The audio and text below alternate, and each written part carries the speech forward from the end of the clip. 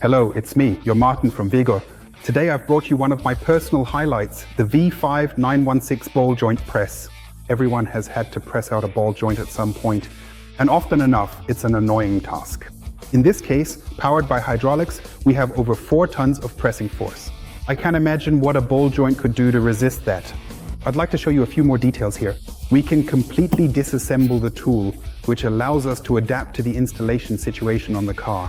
So we can position the fork both upwards and downwards, giving us the greatest possible flexibility when pressing out the ball joints. As a handy extra tool, we can also use it to press out wheel bolts very effectively. To do this, we simply remove the ring, which gives us a larger working range on the press. We're here at the car. A ball joint needs to be replaced. We want to press it out down here. There are certainly several ways to skin a cat. Among other things, I've seen people just hit it with a hammer. That's not the right way to do it. Under no circumstances should you hit aluminum die-cast parts. We don't do that. This tool here would be one option. It comes in different sizes, and you need different sizes because the ball joints themselves vary in size. But that's not exactly ideal either.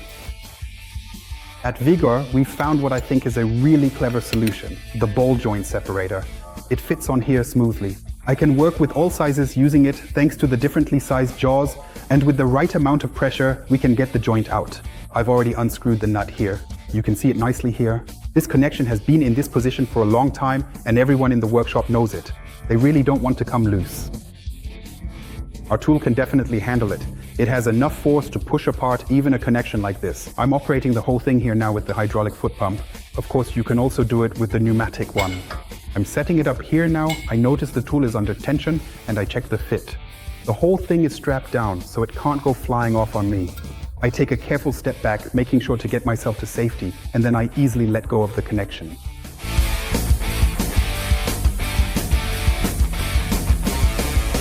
The ball joint is out, as you saw. You can spend hours on a job like this if that damn thing just won't come out. And especially with aluminum control arms, it's particularly important to do it without causing any damage. So for me, this tool is a huge plus in the workshop. Thank you very much for watching. Yours, Martin from Vigor.